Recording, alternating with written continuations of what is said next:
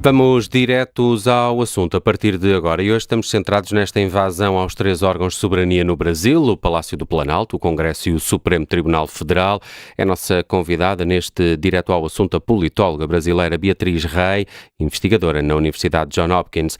É uma entrevista conduzida na Rádio Observador pela Vanessa Cruz e pelo Bruno Vieira Amaral. Beatriz Rey, bem-vinda. O discurso de Lula da Silva ontem não foi apaziguador, foi de resto acusatório, tendo como alvo não só os manifestantes pró-Bolsonaro, como o próprio ex-presidente do Brasil, Jair Bolsonaro. Isto pode aumentar a polarização de uma forma tal que o Brasil possa mesmo cair numa situação de ingovernabilidade? Olha, eu acho que o discurso do presidente Lula foi à altura da gravidade dos acontecimentos de ontem. A gente teve um ataque, o que a gente está chamando de ataques terroristas, por parte de apoiadores do presidente Jair Bolsonaro, que estavam pedindo tanto intervenção militar quanto a prisão do presidente Lula. E eles entraram nos prédios dos 3 poderes, no Supremo Tribunal Federal, no Congresso Nacional e no Palácio do Planalto, e vandalizaram os 3 locais. Então, acho que o discurso do presidente Lula é à altura da gravidade dos acontecimentos.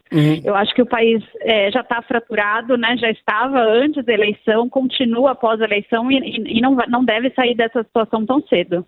E esta situação que ocorreu ontem pode de alguma forma ter contribuído para reforçar a legitimidade de Lula da Silva? Sem dúvida, acho que, assim, pensando por parte de quem coordenou esses atos, acho que foi até um erro estratégico, porque dá na mão do presidente Lula o argumento de que precisa enfim, ir atrás de quem está, por exemplo, acampando na frente dos quartéis, do Exército, que está acontecendo desde antes a eleição, né? A gente tem um movimento aí golpista no Brasil acontecendo, que após a eleição do presidente Lula, se recusa a acreditar no resultado das eleições, se recusa a aceitar o presidente Lula como presidente eleito. Então, acho que... Desculpa. Sim, mas aqueles setores da direita mais moderada poderão, neste momento, e tendo em conta o que aconteceu, dar um passo atrás e ficar mais na expectativa, abandonar de uma vez por todas o apoio a Jair Bolsonaro? Olha, eu acho, assim, para todos nós cientistas políticos ainda está um pouco, a gente tem pouca clareza sobre o que é essa direita brasileira, né? A gente sabe que os bolsonaristas são, em grande parte, radicais, né? Eles são extremistas, eles são golpistas. Essa direita moderada, a gente não sabe em que medida ela existe e se existe, aonde ela está. Então, acho que esse acontecimento de ontem vai reorganizar os atores políticos. Já tem até gente falando no governo Lula 4, porque o status quo já não é o mesmo do que foi na semana pós-posse. Então, acho que agora a gente vai observar os atores políticos se reorganizando a partir da gravidade, mais uma vez, do que aconteceu ontem. Na sua opinião, qual era o real objetivo dos manifestantes ao invadirem os lugares do poder? Era arrastar com eles os militares? Era, de alguma forma, derrubar mesmo o poder? O cientista político Adam Przeworski, ele define, uma das definições clássicas da democracia é um sistema político no qual os partidos e os políticos perdem as eleições e aceitam perder as eleições. O que a gente observou ontem é um grupo de apoiadores do presidente Jair Bolsonaro, radicalizados, extremistas, que se recusam a aceitar o resultado das eleições que aconteceram em outubro. Então, o objetivo deles era a intervenção federal no sentido de remover o presidente Lula. Alguns estavam também pedindo a prisão do presidente Lula, para impedir o presidente Lula de servir como presidente da República. A Beatriz Rey estava a falar há pouco de que isto não vai acabar tão cedo, esta polarização, mas não chegou a responder se há mesmo ou não esse risco de termos um país ingovernável. Eu acho que ingovernável depende da sua definição de ingovernável. Eu acho que a gente teve aí nessa primeira semana pós-posse do presidente Lula uma organização do presidencialismo de coalizão, né, que a gente chama no Brasil, que é o nosso tipo de presidencialismo multipartidário, que deixou muitos cientistas políticos aliviados, que foi a primeira vez em 4 anos que a gente teve movimentações no sentido de formar um governo, de distribuir ministérios, pensando em políticas públicas. Até então estávamos todos muito até aliviados. Agora o jogo de forças mudou um pouco, né? Tanto a relação do presidente Lula com o próprio ministro da Defesa dele, o José Múcio, deve ter dado uma balançada, porque esse era um ministro que passou um pouco a mão na cabeça desses manifestantes, que agora a gente sabe que são terroristas, mas o próprio ministro da Defesa já disse que a postura vai ter que ser outra. Então, eu imagino que a gente vai ter um período aí, o presidente Lula declarou intervenção federal no Distrito Federal, né? Então, até dia 31 de janeiro, a gente tem a intervenção federal. Até dia 31 de janeiro, a prioridade vai ser acalmar os ânimos e tirar os golpistas das ruas, né? Para a gente poder voltar a um mínimo de normalidade e de civilidade no país. Uhum. E essa reconfiguração da direita de que falava, o bolsonarismo pode acabar, enfim, isto pode ser o fim político de Bolsonaro, eventualmente não tanto do bolsonarismo, ou o que é que a Beatriz acha? Eu acho que o bolsonarismo, ele só se chama bolsonarismo porque a gente teve o Bolsonaro. Eu acho que a extrema-direita no Brasil veio para ficar. A eleição de outubro mostrou isso. O presidente Jair Bolsonaro teve uma força impressionante, a despeito de todos os problemas que ele apresentou na sua gestão e a despeito de ter usado a máquina pública para se reeleger como nenhum outro presidente na história da democracia recente brasileira. Eu acho que o bolsonarismo pode não existir como bolsonarismo, mas algum ator vai ocupar o espaço da extrema-direita no Brasil. E não faltam candidatos, tem muitos. Quais é que são, na sua opinião, os candidatos mais fortes a ocupar esse espaço?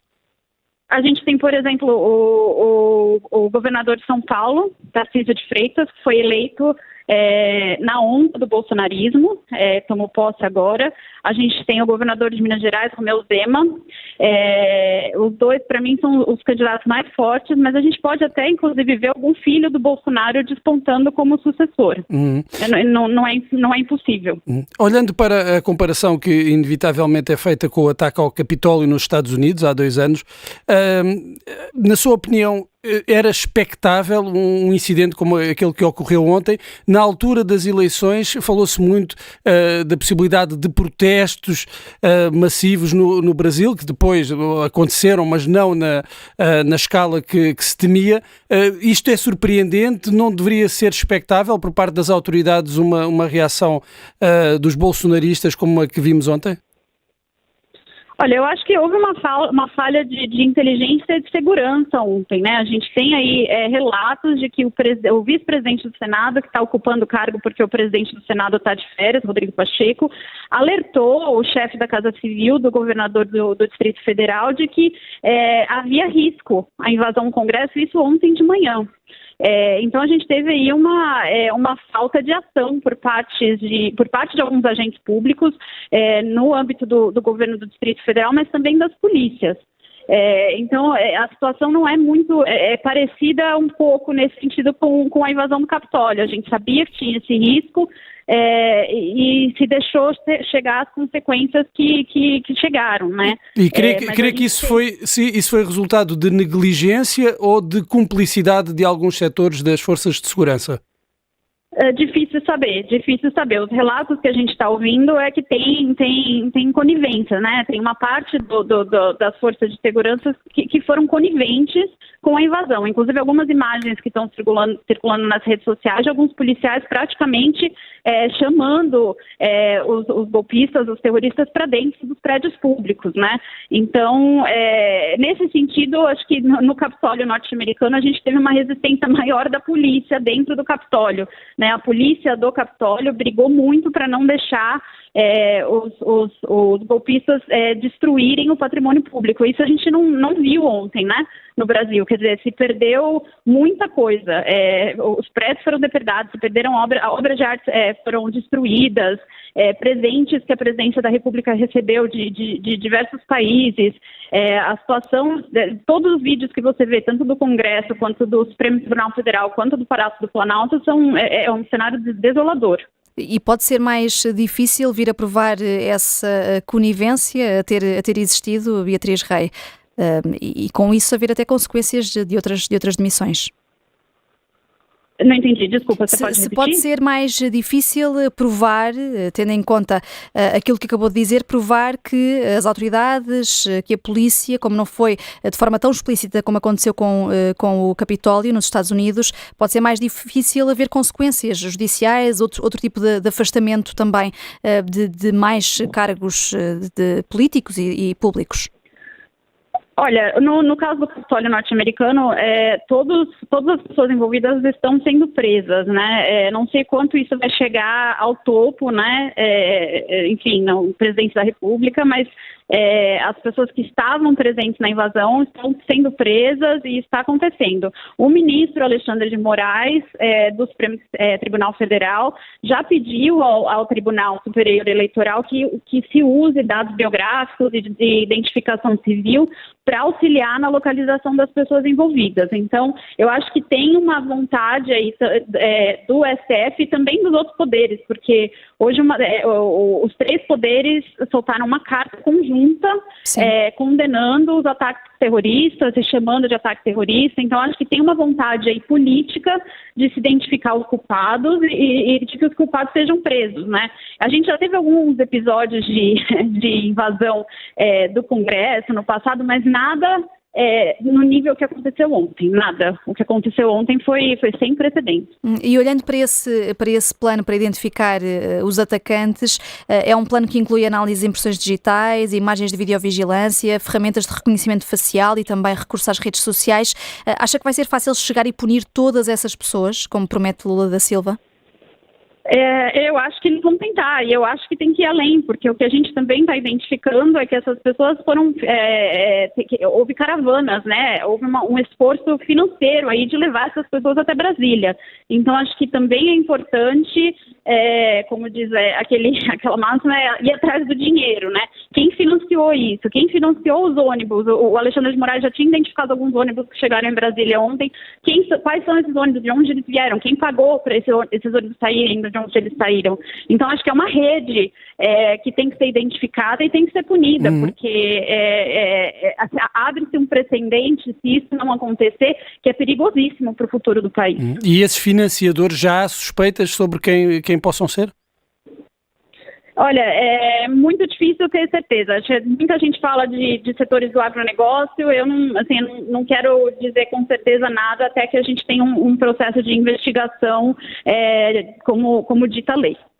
E em relação ao papel de Jair Bolsonaro, Lula da Silva veio dizer que, palavras dele, esse genocida não só provocou isso, como também, quem sabe, está estimulando ainda pelas redes sociais. Esse papel já está claro acerca da influência de Jair Bolsonaro com este caso? O presidente Jair Bolsonaro, desde que perdeu a eleição, em nenhum momento de verdade parabenizou o presidente Lula pela eleição, em nenhum momento de verdade aceitou perder a eleição. Isso em si só, para mim e para muitos cientistas políticos, é uma incitação desse tipo de comportamento, né? Ele continua nos Estados Unidos. Hoje o senador Renan Calheiros pediu ao STF a volta do presidente Jair Bolsonaro para o Brasil, pedindo inclusive a prisão e a deportação do presidente Jair Bolsonaro, e o presidente Jair Bolsonaro, né, na sequência, deu entrada no hospital com problemas de saúde. Então a gente não sabe exatamente o que vai acontecer. Agora, ele é em parte responsável pela postura que ele teve desde o resultado das eleições. Quer dizer, não foi um processo de transição de poder pacífico, não foi um processo de transição de poder como rege a lei. Por exemplo, o presidente Jair Bolsonaro não passou a faixa para o presidente Lula. Isso está na lei, ele deveria ter feito isso. Entretanto, Beatriz Rei, até porque temos no site do Observador um live blog a dar conta, também como a imprensa brasileira está a fazer ao minuto dos novos desenvolvimentos, temos aqui um balanço. As autoridades já apreenderam 40 autocarros utilizados para transportar os manifestantes e num desses autocarros havia mesmo armas de fogo. Portanto, aqui uma tentativa mais clara de golpe. De golpe, sim. Tanto outra coisa que a gente percebeu pelos relatos de ontem é que, inclusive, havia armas dentro do Palácio do Planalto, se eu não me engano, que os golpistas roubaram. Então, roubaram armas de dentro dos prédios públicos. Então, a tentativa de golpe ou de forçar uma intervenção, assim, era clara, né? A não aceitação do regime democrático, para mim, está claro. São atos golpistas e terroristas. E noutros pontos do Brasil, é previsível que venham a acontecer incidentes deste tipo? A gente teve algumas tentativas hoje aqui em São Paulo de bloquear, eu estou falando com vocês de São Paulo ainda, estou a caminho dos Estados Unidos. A gente teve algumas tentativas de bloquear uma das principais vias aqui de São Paulo. Parece que conseguiram desmobilizar. Eu acho que a gente vai continuar vendo esse tipo de manifestação. Acho que esse é o modus operandi desse bolsonarismo, que a gente está chamando mais uma vez de bolsonarismo, porque ainda está atrelado à figura do ex-presidente Jair Bolsonaro, mas que é um movimento de extrema-direita, que é radical, que é extremista e que vai continuar se manifestando dessa maneira. E como é que Lula da Silva vai conseguir controlar e ter segurança à altura nos estados pró-Bolsonaro? Eu acho que deve ser montada uma força-tarefa. Eu acho que o presidente da República tem que pensar numa força-tarefa que monitore esses grupos de extrema-direita, esses grupos extremistas, e também, ao mesmo tempo, num processo a população está radicalizada, né? Que reverta esse processo. Uma parte da população está radicalizada. Então, acho que seriam duas frentes aí de atuação que o governo federal poderia adotar. Deste grupo de extremistas também se diz que fazem parte muitos insatisfeitos, que pertencem à classe média. Estamos a falar apenas de um pequeno grupo radicalizado ou esta insatisfação que levou a este tipo de ação está generalizada num setor da sociedade brasileira? A gente ainda não tem esse mapeamento, pelo menos não na ciência política. Acho que a gente ainda está num processo. Essa eleição última para a ciência política deixou claro que a extrema-direita chegou para ficar no Brasil. Então, eu acho que agora o próximo passo de quem... Eu não estudo opinião pública, mas quem estuda opinião pública, o próximo passo vai ser tentar fazer esse mapeamento, né? Não é uma parcela da população, não é metade da população brasileira, isso a gente tem clareza, né? O resultado da eleição não representa a quantidade de extremistas no país, mas ao mesmo tempo não é uma parcela pequena, né? Tanto que o estrago que foi causado ontem foi grande. E a outra coisa que eu vou ressaltar mais uma vez é quem está financiando, né, esses atos.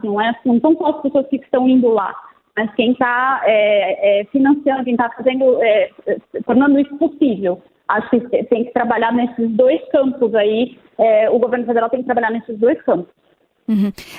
Só para terminarmos, Beatriz Rei, há pouco estava aqui quase a vaticinar que alguém venha a ocupar o lugar de Jair Bolsonaro, que este até pode ser o fim político de Bolsonaro, mas não da extrema-direita e de algum bolsonarismo, e falava até de um eventual filho, um dos filhos do ex-presidente. Ora, temos aqui Flávio Bolsonaro a criticar as prisões dos invasores. Diz, a justificação é esta: pais de família foram presos. Que comentário é que lhe merece?